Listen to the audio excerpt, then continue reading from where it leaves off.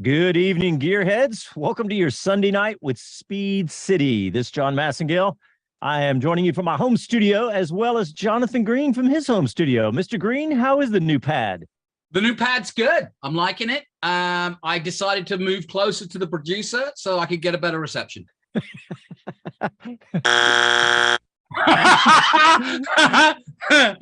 Strange. And it's a really popular decision, as you can see. Such a strange decision that you both ended up in the same complex. What the heck? That's so weird.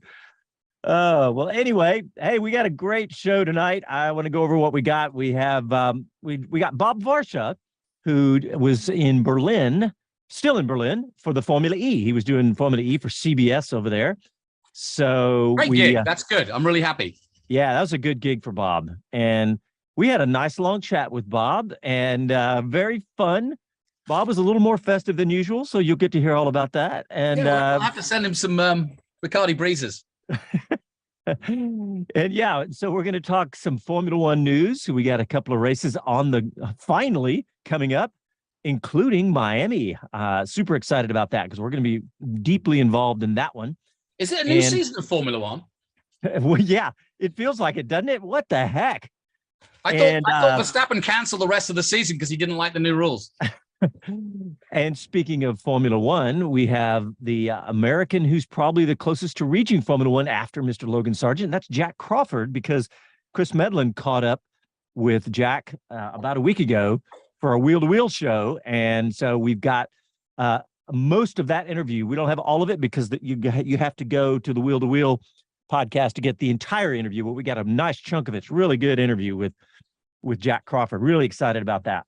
Yeah, and let me just stop you there if you're sort of new, and I know there's a few people tuning in. Jak Crawford may be not a name that you know that well, but I can tell you, and John can tell you, that he really is the real deal. He's a Red Bull junior.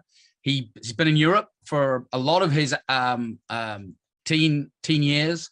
He is at the right age to go all the way. He's under Helmut Marko's tutelage, as it were. He's next in line, if you like, after Lawson and Sonoda and all the guys that are currently employed by Red Bull, and many others, I may add, which is a good thing and a bad thing. But he's certainly in line as the next American doing FIA F3, and he's gone through the ranks. So it's a name that you should remember and want to look out for. Yeah, and and I want you guys to really pay attention at the beginning because he talks about how old he is, and it's such a big deal. So, yeah, that's coming up. We'll have that in the final segment. But we're going to talk a little Formula One right now because we got Baku up next, Miami right after that. So street circuits back to back. But in Baku, we have the sprint race returning back to Formula One for this year. And Jonathan, what do you think? We got enough close walls and two competitive races. No telling how much this weekend's going to cost the teams.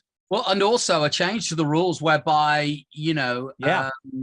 effectively the sprint race will become a race. It's going to be same in Austin, but it's going to be a race whereby the day of Saturday will be all about the sprint race. And Friday will count because you will be getting ready for Sunday on Friday. So they've kind of changed it up a little bit. And all the team managers were in agreement on this, which is rare. But it's good. I think it's really good. And Baku's going to be a massive challenge for a sprint race and a Grand Prix because it's a challenge at the best of times, but it's one of those who dares win circuits. I mean, it's got that ridiculously long straight. And then you've got the twiddly bits, as the British commentators say, the twiddly bits. But round the old city, that one turn, I think it's 15, where they go past that old tower. God, you've seen so many people go straight on there. And it's a real challenge. Yeah. And the format is, of course, we have qualifying on Friday, but that qualifying is not for the sprint race. Sunday, yeah. It's for Sunday. And then on Saturday, we got rid of a practice and we have sprint qualifying. And then the sprint race, that's Saturday, and then the Grand Prix on Sunday. So, I mean, if you're trying to make every day exciting and every day count, they've achieved that. Now, yeah, and you add the weather factor into that, and there is no easy way to approach a weekend like that because conditions can change. We saw it in the MotoGP last weekend here in Austin. One day, or it rains overnight, and suddenly everything goes out the window, and the wind picks up, and suddenly it's a completely different racetrack. Now, I know that's MotoGP, but it's true of Formula One too, especially someone like Baku, where, they're by the sea and, it's a city. Things can change quickly. And so you really do have to focus on every session being important. Yeah, and we have seen, that's been a surprising race, hasn't it? We've seen some really good racing there. I mean, when it was first put on the calendar, I think everybody was not expecting good things, but we've seen some pretty good racing there. Well, the truth is, I don't think any of us knew where it was. And I don't mean that like, I've traveled around the world, and I've never been to Azerbaijan. And I don't think any of us, it's a bit like when we went to Singapore for the first time. Everybody thought we were going to go to, an obscure city in the middle of Asia. And of course, it's a most modern city is Singapore, as is Baku. And while it too has been, it's had its ups and downs. There's been war in the near distance, and it has its own troubles. It's really right in the heart of Europe in many ways. Yeah, and I stumbled across a story. It was actually an Azerbaijani newspaper, and it was really interesting. I told you not to read that. Yeah. Well, it was interesting because it was all about the perspective of people in Azerbaijan and talking about all about how it's such a good thing for the country and for the city and all the press that it brings. And I just stumbled across it a few minutes ago. I'm gonna dig into that maybe for the pre-show next week, or maybe for Wheel to Wheel on Wednesday. But yeah, I'm so fired up that we are finally in a race week. And in fact, Andy P just said that on YouTube, says, hey, finally it's race week evening, everybody. So yeah, hey, by the way, John, while we've got a second, and this is our local show, why don't you explain what Wheel to Wheel is? Because some people might not have got turned on to that yet. And I think it's important because it's a real deep dive with Medland, and I think that's why it's important. Yeah, and Wheel to Wheel is just Chris Medland and I, and we swap roles. Chris is the host of that show, and rightly so, because as you guys know, Chris is like in the thick of it, right? He is every single week. He is traveling around the world and roaming the paddocks and is completely plugged in. And we just go deep in between the pre and post race and all that stuff that we do. And we have sometimes amazing guests like Jak Crawford, but we've had amazing guests up and down the grid. So, but it's on Wednesdays. It's on that national network that we don't like to talk about when we're on the local network, but you guys know which one it is. And it's on the ESPN. Look to the skies, you'll get it. That's right. And it's on Wednesdays, and it's at 7 p.m. Eastern, so 6 Central.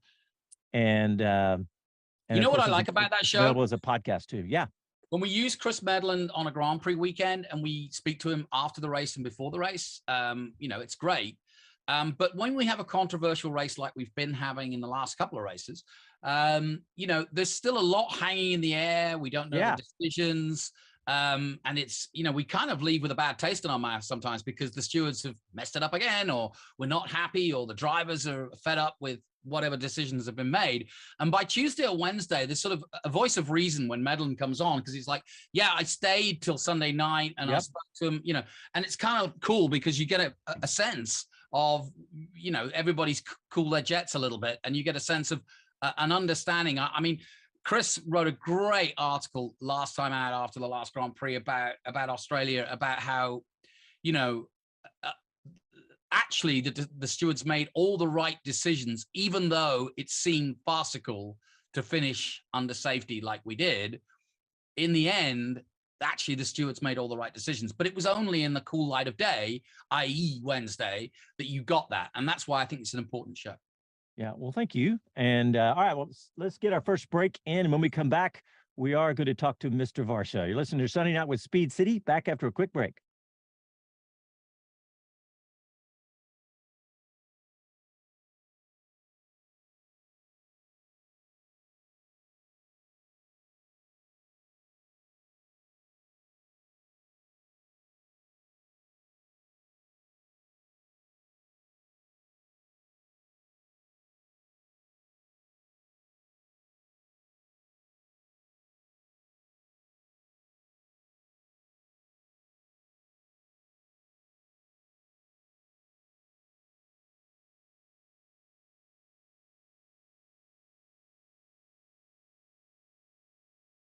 Kurt was the first champion of FR in Americas. And he, at the time, there was like 3 or 4 entries. And so it was a bit of a gimme. But he has this amazing ability of every championship he's been in. He's a bit like he's killed it. He's killed it. And I just knew, we all knew that as soon as he went to Indy and he got signed up, did Indy Lights, and when he got that Andretti drive, remember he did a season for Foyt. But the minute he went into Indy full time, I knew this day was coming. And what a season performance that was. I know. And, we all knew it was coming. He struggled. All right, here we go.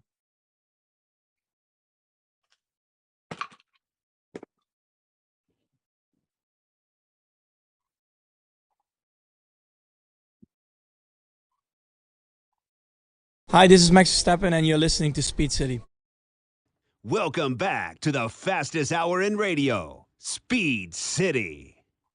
All right, welcome back. We are going to shift gears a little bit. What do you got, Johnny?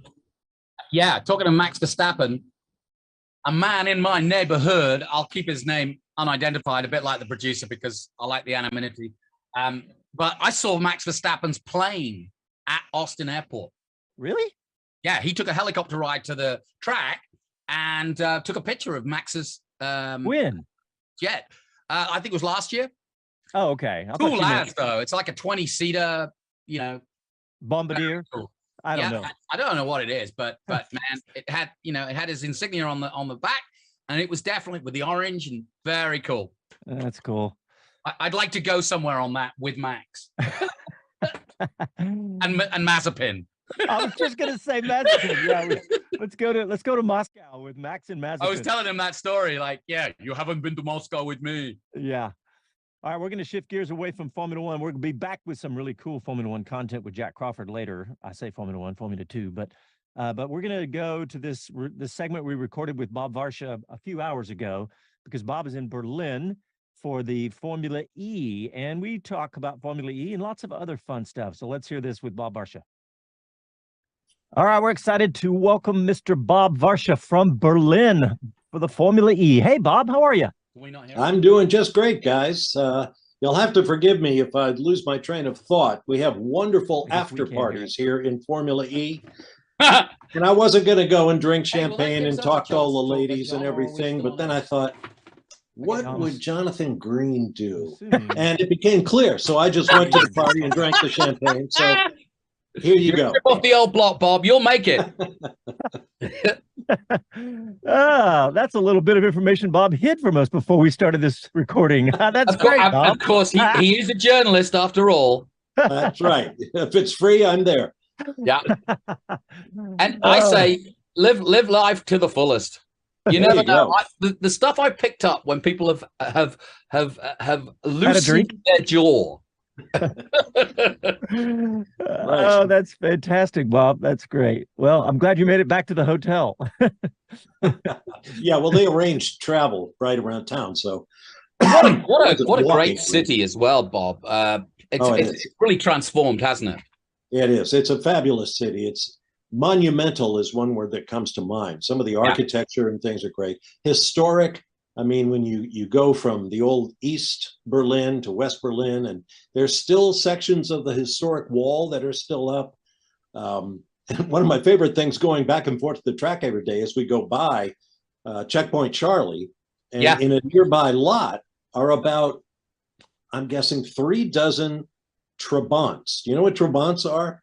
They are they are little sedans made of pressed wood and plastic with motorcycle 2-cylinder engines, and they were a huge joke, and you have to have one, and you have to paint it all kinds of wild colors, and they actually have races for these things, which is like mini GT racing, and they fly around with 2 or 3 wheels off the ground and everything. I'm told it's fantastic, but I'd have to check it out. But these cars are, they're just cute, and I don't know where I'd get one. Couldn't possibly cost me anything, but good fun in a cloud of. I have to tell you, I went to Checkpoint Charlie, and I'll show my age and my old rock and roller status, to see Pink Floyd, to see the Wall at the Wall, and did my duty of going to Checkpoint Charlie, going to the Wall, and banging my piece. I saw it when I moved the other day. I've still got it. in a little plastic bag. So I've got a piece of the wall, and I saw the wall, and I saw Roger Waters allow 25 tanks to roll across the stage. It was pretty impressive. There's no question that the Berliners know the significance of the wall. I'm in the nice Hilton Hotel. I've got a mini fridge behind me that has all sorts of delicacies, beer and wine and alcohol and M&Ms and all that kind of stuff. And on the menu at the bottom is a piece of the Berlin Wall that you can buy for like €9 and have for your own. I thought, well, I got to do it, Bob. Site, grab a piece. Well, it's it's just it's a magic town in so many ways. Lovely riverside and everything. It has its problems like a lot of places, but I really do like Berlin.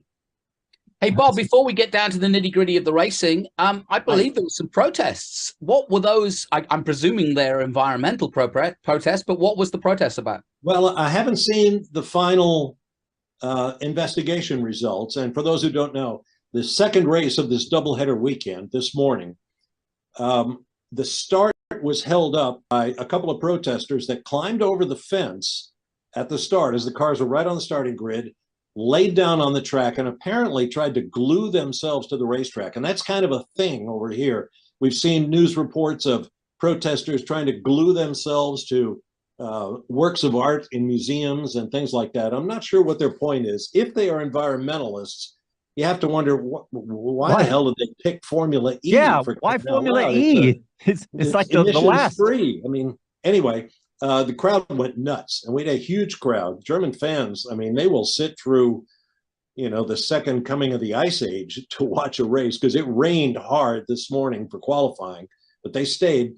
And this afternoon, they were treated to a great race. But right at the beginning, these folks leapt over the wall, booing and whistling, which is the way you boo here in Europe, don't you know?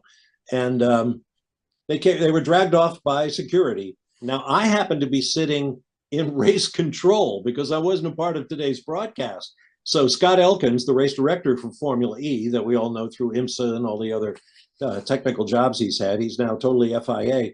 He invited me to come sit in race control. And I picked the perfect race because here we are getting down to it, and all the officials, there's 20 of them in race control, and they're all looking at their monitors and looking at the wall of cameras. And all of a sudden, these folks fly over the wall, and everybody's like, what? What are we going to do? So they stopped. They aborted the start. All the cars are sitting there on the grid. Television calls for a commercial break. TV doesn't like to involve themselves in controversy. So they wanted to go to break. Elkins is yelling, no, I want to start this race. So some of the other officials started talking about it all, and they said, we got to work this out. We can't just go. So when someone said there's fluid on the track and we have to analyze it before we do anything, because we don't know what it is and what effect it might have on the race, that gave them enough time for the minute and a half or 2 minutes or however long television wanted for the commercials. And just as TV came back, they went through the start sequence and the race began. But it was, an interesting way for me to sit there and look around the room and see how it all worked. I should also point out that I was sitting in an empty seat next to Niels Wittich, who happens to be the race director for the Formula One World Championship, who is, of course, German, and he was doing a busman's holiday, meeting his friends. So we watched all that happen. And I got a real nose full, totally apart from the protest, of what goes on in race control that we in the announce booth, in the grandstand, watching our TVs at home, never learn. Case in point, about 15 laps into the race, Andre Lauderer loses a chunk of his Avalanche Andretti race car. So, of course, they're looking at it with their closed circuit cameras. And these cameras are really cool. There's a guy who sits there with a joystick, and they say, zoom right, left, go in. And it was determined that it wasn't such a big piece that they needed to do anything right away. But meanwhile, while they're going through all this, we all look up, and on one of the cameras, one of the flaggers is waving a red flag. And Scott sees this and goes, what the? Tell him to pull that flag in. There's no red flag. Fortunately, the field was on the other side of the racetrack. So in the 15 seconds or so it took to get this flagman to pull the flag back in, They avoided a potentially awkward moment. But I spoke with the guys who were on the air, my broadcast colleagues afterwards, and they didn't know anything about this because they only have one picture to watch. And, this is just one of those things. And I'm sure it happens all the time in race control that we never learn about, that they deal with on a regular basis. It was fascinating. Yeah, you know what? The more I analyze Formula One, the more I think that it's our responsibility as journalists or people who are pundits and involved in the sport to make the effort when we're on site to spend time. I do the Trans Am series, as you know. Yeah. David Hoots is our race director, and he did 30 years of NASCAR. And I must admit, he spends a lot of time coming down and talking and saying, hey, how can we improve that? How can we improve this? And, I really do think that it's our responsibility as commentators to do more. Or at least try to give our 10 cents, if that's the word, or be more learned on what they're dealing with, as you quite rightly put, because, it's easy to comment when you're not in the room. Yes, absolutely. And as I said, there's, television and PA and radio, whatever it is, it's kind of linear. We talk about one storyline at a time. And as a result, things get ignored or passed over, or we don't even know about them. But it's just a fact of life. And it reminded me, sitting there in this room, watching this race control team work and talk to the medics and talk to the corner workers and track marshals and all that sort of thing, how many people it takes to put on a motor race safely and how much time all these people devote to it. I think everybody in the room next to me was on a salary, but all those guys out there in the orange jumpsuits or white suits in the United States, are out there just because they love it. And there's a lot of them, and we couldn't do it without them. So kudos to them. By the way, while you were chatting, I did have a look at the story. I put it on our chat, but it was climate. And it was part of a weekend of climate protests and people sticking themselves to all sorts of things. So it's just ironic that they chose Formula E, but I suppose it's the biggest thing in town. And so it was just it was to basically make the government aware. They're called Last Generation, and they were trying to make the government aware about climate issues. The government was warned about it, I heard, and I noticed here and there around the event that they were prepared. For example, one of the great things about Formula E is their podium ceremony. They stop the top three cars, drivers get out, talk to the media and all that. Meanwhile, the fans all crowd in front of the podium, except for this little pathway through the crowd. And then they bring up, the representative of the winning team, the third place, second place, first place drivers, charging through the crowd and high-fiving, and it's wonderful energy. But I did notice that as they were running to the stage, there were guards there to open a gate to let them through. I've never seen that before in Formula E, and I'm sure it was because they didn't want any more protesters running up there and gluing themselves to something. It seems so weird that it's like, did somebody not even tell them? Yeah, they said it's to go protest a car race. Well, it's not just a car race. It's an electric car race. I swear that seems like totally counterintuitive.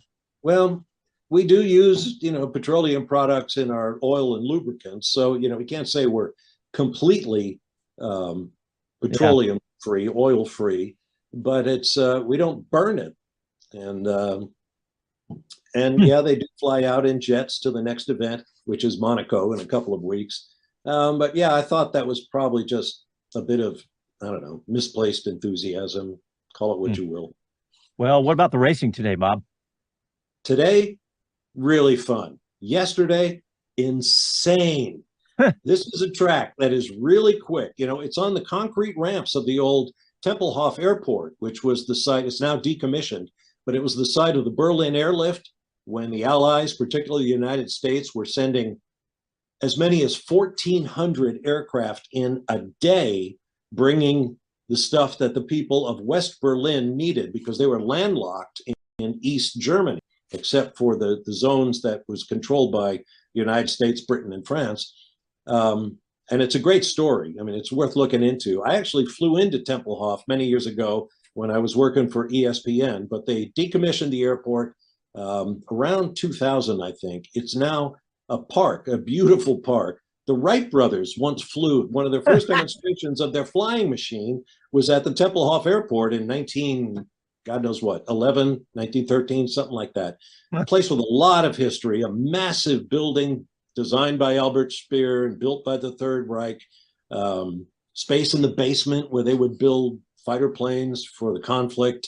It's just it's a wonderful place in so many ways. But concrete ramps, I think the circuit may be older than Sebring when it comes to concrete, but very aero dependent. So everybody knew that this was going to become a drafting war. Everybody was going to stream everybody else. Pretty soon they started jumping. I mean, literally first lap, they started jumping each other. They set all sorts of records, 8 different leaders among 22 drivers, 23 or 24 lead changes among those 8 drivers, and 190 documented passes, overtakes during the course of a 43-lap race. I'm trying to call the race, and it's like trying to call a prison break on an anthill. It's just things are going on everywhere. Who is that? And wasn't he in 9th before? Now he's in 2nd. It was just chaotic. It was so delightful, so much energy, and eventually wound up in a 1-2 finish for the factory Jaguar boys, Mitch Evans and Sam Bird. And in 3rd place was Maxi Günther, taking Maserati to the podium in an open-wheeled motor race for the first time in 66 years. So that was a neat element, all of it. And Günther got the position by passing in the last corner, knocking off pole sitter Sebastian Buemi. So it was just electric with excitement, pardon the pun. Today was a whole lot different because, as I said, the morning was wet. Qualifying was wet, but it dried up for the afternoon, packed grandstands. The race was a lot more polite. Everybody put to use the lessons they learned yesterday. So there wasn't as much crazy passing because everybody wanted to do the Rick Mears method of positioning yourself in the right place at the right time to make one pass that would bring you success. And so we saw a lot of that behind the front runners as everybody tried to work their way to the front. And in the end, Nick Cassidy from the Envision team, which uses a Jaguar powertrain, beat Jake Dennis for Avalanche Andretti and Jean-Eric Verne, the 2-time champion for DS Penske. So this is the 2nd race in a row, going back to Sao Paulo about 3-4 weeks ago, where Jaguar products finished 1, 2, 3 on the podium, which is huge for them because the Jaguar team got off to a terrible start. Envision, which is their customer team, did as well. So there was much celebrating, except for Jean-Eric Verne, who has no taste at all for these streamlining passing fests. He doesn't want to draft anybody. It has to be, hardcore wheel banging, get to the front. He called the rest of his colleagues cowards in his post-race interview because nobody would go lead because they knew they were going to be down on energy when it mattered most. And you'd be a sitting duck when somebody had 2% more energy than you did and wanted to nail you on the way to the checkered flag. So it's been a great weekend in so many ways. And I'm really glad I was back with Formula E for the first time in a couple of years. Jonathan, you have, Cassidy, don't you, from the Toyota? Yeah, very well. In fact, Nick is another Toyota Racing Series graduate, and I make a note that it's I know I bang on about New Zealand because I love it so much, but their racing is incredible when you think about it. Just this weekend, Lawson 2nd in Super Formula by just a couple of points. He got a 4th place at Suzuka. The Red Bull reserve driver for Formula One. You got Mitch Evans winning and Nick Cassidy winning. So, wow, a high-end motorsport, 3 Kiwis right at the sharp end. Yeah. I'm really pleased for Nick because, he's done DTM. He's kind of missed out in the shuffle for Formula One, perhaps maybe spending too much time in Japan, but he is a fantastic racing driver. And when you look at, that was actually one of my questions. I keep looking at Formula E. I was never a big fan, as I've often said on the radio, just because of the sound more than anything. I realize it's the future, and I've tried and tried and tried. But I mean, I don't like the sound. I wish they could do something about that. And I mean, I'm talking Blade Runner-esque sound. In other words, create one. There's nothing wrong with creating a sound, and I think it would work. And I think it was true of electric motorbikes too. If you think about the future of motocross or supercross. Well, that's the one complaint, if I can generalize, that critics of Formula E seem to have is sound. And I get that. Everybody likes the roaring engines and all that sort of thing. I don't find it objectionable at all. And in fact, when I was sitting in race control today, we were right next to start finish. And when the field came through, it didn't sound like that shrieky whine that these electric motors have. It sounded like jet airplanes going by. Instead of it was. It's the regeneration sound that's the grinding. That's the. Well, it's the cars are incredibly quick. It's great fun to watch them on the track, on a properly chosen and designed track. And I get it. I mean, if people want really noisy race cars, this isn't for you, because the mission statement of Formula E is electric mobility as a solution to the climate problems, particularly in inner cities. That's why we race on temporary circuits. I say we. They race on temporary circuits in urban areas, because that's where noise needs to be reduced. Speed is great. Sliding around, listening to the diffs rattle and the tires squeal and all that kind of thing. Just, don't make all that noise, and certainly don't have all those emissions. Who's that talking? Siri's trying to talk to you while you're talking to us. Go ask you, Siri's. Go away. Well, you talk about all this sound. All the manufacturers are dealing with this. They're piping sound into the cabins of cars, and I've been hearing about. Dodge is, the muscle car company has been talking about the new generation, how they're going to pipe sound outside the cars now. They're experimenting with this stuff. And, I've been resistant to it. But, Jonathan, I think I kind of agree with you. I think it's okay. I mean, why not? Why not make a cool sound? And I think they're still experimenting on what that looks like, or should say, sounds like. Yeah, I mean, this is a purpose-built show for the cities, and therefore you can't have guzzling combustion engine V10s. You can't have a Long Beach type situation. So because it takes away the whole reason for the sport to exist, which is the future. And they've done a great job of bringing in effectively Formula One's top guys that didn't quite make it or have been to Formula One, and therefore are of a class. There isn't anybody from Felix da Costa, Pascal Wehrlein, Stoffel Van Dorn. I mean, these names are Formula One names, and Nick de Vries, obviously jumping back to Formula One. So, there's no question that it has a right, and the quality is unbelievable. I wish there were a junior series more. They had a world championship for Jaguar, I think.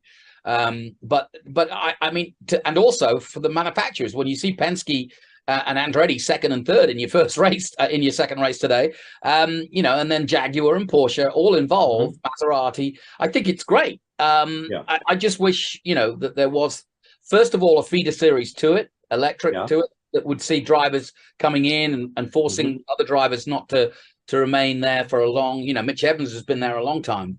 And as you mentioned, John Riverne has potentially, been there forever. But, and it is worthy in terms of that. And it certainly brings motorsport to the cities that could never have happened in the past and could never happen in Austin, for example. Well, it could happen, but it would have to be electric racing. So it has its role. Yep. And that's the point, Jonathan. It has a role. It has a place. It's not going to be the end all and be all. It's not going to be Formula One. It's not going to be Indy cars. It's not going to be, any of those things. It is what I call a statement series, heavily supported by the FIA to make a point and to be relevant and to be forward looking and pushing the technology of the battery systems and all of that sort of thing. The internal combustion engine is not going away. We'll still have racing on, dirt tracks on weeknights and Saturday nights, and the dirt will fly and it'll be roaring engines, and there will still be whether stock cars and Indy cars and some kind of cars that are going to make a lot of noise and go really fast and give people what they want. It all depends on what we want out of our racing. Do we want noise and speed? Do we want color? Do we want celebrities? What is it that you want? You want passes? Formula E gave you 190 of them yesterday alone. It's what are you looking for? But I would urge fans to look around with an open mind, check it out. It's fun racing. And it's also incumbent on us on the media side, particularly television, to bring the sights and sounds to the public's eye. Yeah.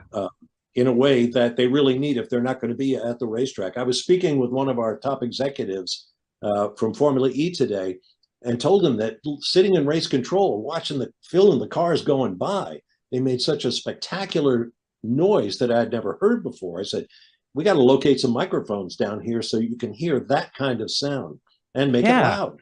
Yeah, all the sound that we always hear is that high-pitched, where they put a microphone under the hood, basically. Right. And these are the Gen 2 cars. If you haven't seen Formula E since they Gen 3 cars. Excuse me, Gen 3. Yeah, if you haven't seen it, it's a lot more powerful and it's a lot faster. Yeah. Bob, you bring up an interesting point in that one thing I hadn't given much thought to when I went to the Mexico E-Prix. Mitch Evans is somebody I know pretty well, and I had a long chat with him about the demands of Formula E. And he said, what people don't understand is how hard we're working in the cockpit to get the best out of the energy that we have. Right. And what he means by that is the regeneration, the harvesting, and how many buttons it's more complicated than Formula One in that respect, in terms of getting the best.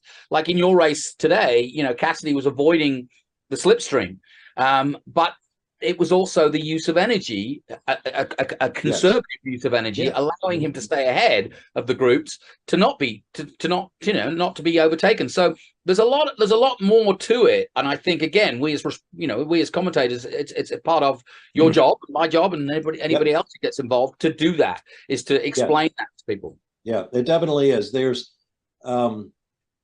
just about any time somebody new comes into the series, particularly if they have a glittering resume like an Andre Lauderer or a Jean-Eric Verne or someone like that, they get in the cars and they drive and they get out and think, oh man, that was a whole lot more difficult than I thought it was going to be, for just the reasons that Mitch Evans described to you. There's so many things the driver has to deal with. He has so many tools to work with. The batteries go by the highfalutin name of RESS, Rechargeable Energy Storage Systems. Every driver starts a race without sufficient energy to go flat out from start to finish. That means you have to recover energy. You have to harvest energy. You have to balance it, deploy it appropriately at the right time and in the right amount to go very quickly. And that's a tremendous thing for drivers to have to learn. Some are much better at it than others. Some want the engineers talking through the race. Some don't want to hear from the engineers. There's not a whole lot the engineers can do because there's no telemetry to tell them what's going on. They have to ask the driver, okay, what is this measure, that measure, the other thing. Meanwhile, the driver, of course, is going crazy trying to stay off concrete walls on bumpy streets, and it's just fascinating fun. I get a big kick out of it. Well, Bob, thank you very much, because I know that it's bedtime there in Berlin, and we appreciate you coming on. Finally. Or maybe not. Well, just the last thing. Who would have thought that the great Bob Varsha would become the worldwide electric man in 2023? He's doing Formula Extreme and he's doing Formula E. I mean, get a cattle prod. Don't get too close. He'll zap you. That's right. I glow at night in the dark. Hey, very insightful, Bob, and I know you're doing some more. So be our electric correspondent, because me and John and our audience need to be educated. My pleasure, guys. And we've got Formula One coming up next weekend, so off we go. Yeah, we'll see. Here we go again next weekend. All right, thanks, Bob. Cheers. Jonathan, I'm so bummed that we didn't realize it was Bob's birthday. I know, we should be singing him happy birthday or something. But maybe, when you get to my age, and he's older than me, you don't really want to celebrate too much. Well, lots of people on being in YouTube. Berlin on your own is pretty good. Yeah. Well, everybody on YouTube was saying, why didn't you guys wish him happy birthday? So we will. We Absolutely. do. We're taking him to Miami, audience. There you go. That's true. He's got a nice present for Miami. And I think we told everybody last week, but we're going to be busy, boys and girls, or just boys. But we'll be doing the radio and also the PA at Miami. So if anybody's going, you could listen for us. And if anybody's going, let us know. We might need some help. Yeah, well, I was about to say, if anybody listening knows who the celebrities are going to be there, I'd love to know. I know that Drew Feustel, the astronaut's going. He's going on behalf of NASA, so I'm hoping to get him. But that'd be good. Well, hey, tell everybody what you did at NASA for MotoGP. Oh, it's awesome. So we've been running these tours with a friend of mine who works with NASA and has put on tours. And he's a big MotoGP fan to start off with. And I met him at Colin Edwards' boot camp, actually. So we've been running basically motorsport tours behind the scenes in NASA. So instead of just going on the tour, you actually meet the people that work there. And you go into the suit making place, or you go into the natural buoyancy, thing. But the best part is, if you're lucky, an astronaut shows up to show you around his office. It's just incredible. And y'all didn't have any MotoGP riders this year, right? Not this time, no. They were all a bit too late, and we were doing it on the Tuesday before the race. So some were not arrived, and some had arrived but couldn't come. But we did have some of the people that work for Dorna, and we did have, and we had the astronauts as guests at the race as well. Hi, this is Karun Chandok, and you're listening to Speed City. Welcome back to the fastest hour in radio, Speed City. All right, welcome back. Do you hear that, Jonathan? Karun Chandok bringing us back. My man. And Bob Varsha said he ran into, I think that was after we got through talking, Bob told us that Karun said, hey, make sure to tell Jonathan Greenhine, and you've known Karun since he was, 8 years old, you said? 8 years old, yeah. Here's a funny story. For a local guy. Not too long. We got to go to our clip. No, tiny story. Sorry, tiny story. When I met him at 8, he was wearing a Kevin Schwantz shirt in Madras. Go figure that one. Nice. All right, well, let's set up this next clip because Chris Medland got to sit down with a young American in Formula 2, Jak Crawford. And Jak is originally from North Carolina, but is really home in Houston now. And he's a Texan, official. That's right. And so, but yeah, this was for the Wheel to Wheel show that Chris Medland and I do. So let's hear from Jak Crawford now. And joining us now, we have one of America's brightest young racing talents. Jak Crawford is joining us here on Wheel to Wheel. Jak, thanks very much for the early start here in the UK. How's it going? Good. Thanks for having me. It's going good. And I'm very eager to get back racing. So I bet. Yeah, we're having a bit of a break. You're in your F2 rookie season. And actually, I mean, look, you're 17 years old for a few more weeks. And I'm pretty sure that your birthday coincides with the week of the Miami Grand Prix, which isn't an F2 race. But are you going to be in Miami for that one? I won't be in Miami unless, last minute plans change. I'm quite busy at the moment in between all the races. I think we have our Barcelona test the same week as Miami, possibly. But anyways, I'm so busy with my own schedule. It's hard to make time for any sort of vacation days. Well, that'll teach me for not checking the testing schedule, because I obviously know the F2 race schedule. And the next one coming up is Baku, and we're going to chat about that in a little bit, because I want to go back to the last one. And as you mentioned, it's been a bit of a gap between racing, but last time out was Melbourne, F2's first visit to Australia, and you were on the podium in the first race. I mean, how sweet did that feel with second place in the sprint? Yeah, it was good. It was my first Formula 2 points, which was really nice. And, we had a lot of speed in Melbourne in both dry and wet conditions, which was really promising. We made a lot of improvements from Bahrain and Jeddah, which was really good to see from a team standpoint. I think it gives us a lot of confidence as a team, and as well, me as a driver. And yeah, getting on the podium, I only have one more step to get where I want to be this year. So. Yeah, I mean, you mentioned the team. High Tech is who you're racing for in Formula 2, and the results hadn't quite been there in those opening 2 rounds in Bahrain and Jeddah that you mentioned, but at certain times the pace had been. You could see it was there. So how tricky has it, I guess, been for you as someone who was adapting still at a young age as well from Formula 3 to Formula 2? Because it's quite a big step, isn't it? Yeah, it is a big step. I think, actually, it is a big step, but once you get used to the main differences, the weight of the car, the turbo, it actually feels quite similar in a way. Like you can't really feel the speed as much difference. Obviously when you put on a super soft tire and in Bahrain qualifying for the first time, it's really, really fast. But once you get used to it, it actually doesn't feel like too much of a difference, which is good in some ways. I do think it was a bit easier to move from Formula 3 to Formula 2 than it was from Formula 4 to Formula 3. But yeah, I mean, there's still a learning curve to this stage. I'm learning stuff every race, and there's not a lot of test days. We only got, the 3 days I did last year, and the 3 days I did this year, which were all learning days. And, so every session I'm out there learning. So. Well, it's like you can see my notes, because my next question is about learning, actually. I mean, I think if I'm right, Ollie Behrman's the only driver younger than you on the F2 grid by 6 days. So I mean, the two of you are damn close, aren't they? But then you'd still be the youngest if you'd stayed in F3 this year. That's kind of where you're at. So in that sense, like, how much learning is there for you to do compared to some of the guys you're up against? Yeah, there's definitely, this year there is a lot of rookies. But, I'm still one of the younger rookies, compared to some guys who are going into F2 as rookies. They're, above 20 years old, 21, 22.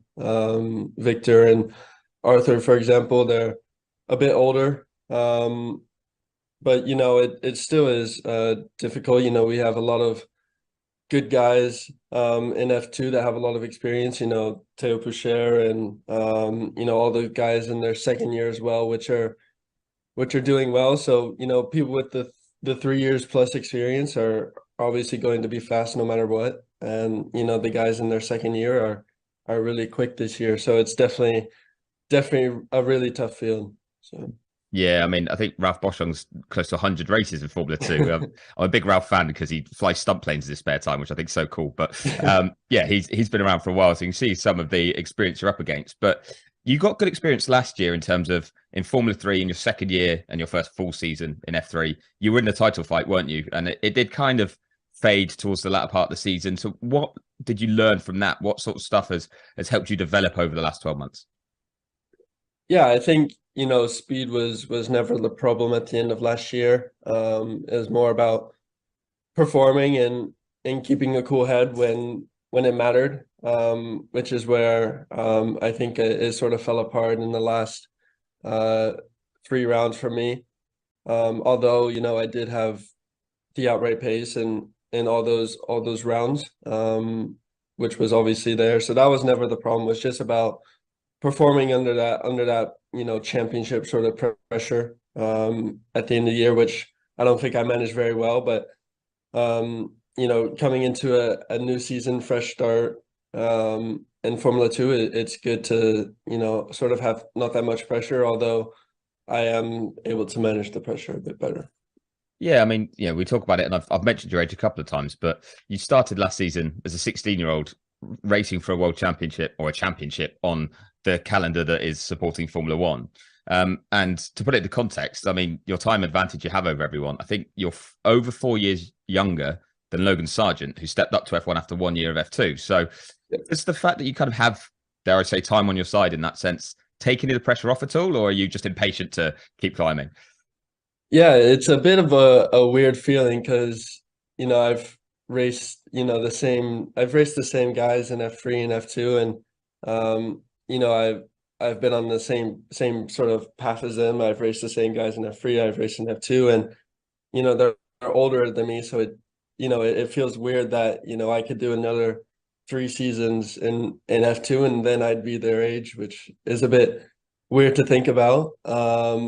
But of course, I mean, I think if I did, upwards of that many years in Formula 2, then F1 would sort of be a long shot at that point. But I would like to be in F1 as soon as possible. So Yeah, I mean, it's where everyone wants to be, isn't it? But do you feel there's a lot of room for development within you still because of your age and because actually you've climbed so quickly through the single seater ladder, or does it just come naturally to you and each time you're like, well, I want to step up, I want to step up? yeah, I think it comes naturally. I think always, I'm looking for improvements, and especially I mean, I haven't done so many single seater races, especially in F2.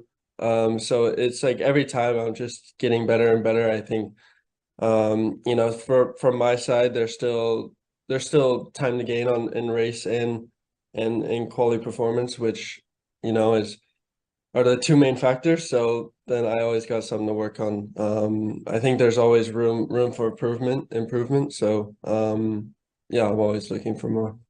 Well, what are you looking for from this season? What are your goals for this year? Because I mentioned you're racing with High Tech, and they didn't have the most consistent time of it over the last couple of seasons. And you're partnered with another rookie in Isaac Hadjar, so you don't have an experienced driver in that team either. So yeah, what are your targets? To be honest, at the start of the season, I had we all my my parents and my team around me. There were no specific goals, expectations, or anything. We were just looking out and trying to learn as much as possible, especially in the first half of the season, and really use that to build on something for the end of the season and try to get those good results. Obviously, I've had a good result now at the beginning of the season, which was a bit unexpected, which is good. It shows that I've been able to learn well and develop quickly. But yeah, I think a specific goal every driver wants is to beat his teammate, and I have a very good teammate, very quick. So I think that gives us it actually sort of creates like a dynamic where we sort of push each other a bit more. So yeah, it's going to be fascinating to watch actually, because you're both of a similar age or a similar kind of point in your careers going in as F2 rookies. But for listeners of the show that maybe don't know a huge amount about you so far, you mentioned the team around you and family. Thinking the accent's North Carolina, isn't it? You from originally? Yeah, I'm from North Carolina originally, but I live in Texas. Well, I used to live in Texas. I still go back. I live in Milton Keynes in England now. But yeah, I live most of my life in Texas. Yeah, well, you mentioned Milton Keynes. As a Brit, I'm allowed to admit that's perhaps not the most exciting place to live as a teenager. But how tough was it then, kind of moving to the UK so young to pursue the single-seater path towards F1? Because I think you're just turned 12 or 13, something like that, when you first headed to Europe? Yeah, my first time in Europe in go-karts, I spent time in Italy. Although I didn't really live there, was just hopping around in hotels. Even actually all the way up until the beginning of last year, I was still hopping around in hotels. So I didn't get my apartment here until May of last year. Which it's nice to have somewhere stable. Although, like you said, it's not the best place in England. But it is very convenient for me. I have High Tech, which is 25 minutes drive to Silverstone, and then Red Bull, which is only 10 minutes away from me. So I have everything that I need in within 30 minutes. So it's really nice to have that. Yeah, I mean, firstly, sorry for the weather. Certainly, as someone coming from Texas who's probably used to much warmer climate. But you mentioned Red Bull. For listeners, Jak's currently sat in his kitchen with a Red Bull training top on because you did get into the Red Bull Young Driver program, making this move. So I guess that must have made it worth it to have been picked up by a big F1 team. Yeah, 100%. I mean, it was, I think from my side, F1 was not even an option for me, being American and being so difficult to come over until I had this opportunity with Red Bull. So it's really nice to have that. And yeah, I'm willing to move to Milton Keynes to pursue that dream. All right, everybody. If you want to hear the rest of that interview, just Google Wheel to Wheel on ESPN Extra, and you can find the podcast. You can download the rest. But man, Jonathan, we're almost out of time, but I'm so excited to have this 17-year-old in Formula 2. He could, like you were saying during the break, he was like, he could be there for years. Yeah, I mean, he is at the perfect age. That's why I want people to remember his name. And I'll tell you what, I think the new test of getting into Formula One is if you can put up with Milton Keynes. Well, you know, I mean, joking aside, people in England, we're not kidding. We don't like Milton Keynes. It's an aberration. It was a city built from nothing. And so it has this sequence of roundabouts. It's just an odd city in a beautiful part of England, which is that area where Silverstone is. Beautiful countryside. I lived in Banbury myself. But Yuki Tsunoda literally couldn't stand it. And so, yeah, he's dedicated. Well, you know, man, it's so exciting to have Jak, another American, just coming up through that ladder, because we just don't know how good he is yet. He's so young. He's so young. All right, we got to wrap it up, guys. Thanks, everybody, for tuning in. And, of course, next weekend, back to Formula One action. Go to our website, speedcitybroadcast.com, to find out how to listen to everything. We'll talk to you next Saturday for the post-sprint race. Talk to you then. Happy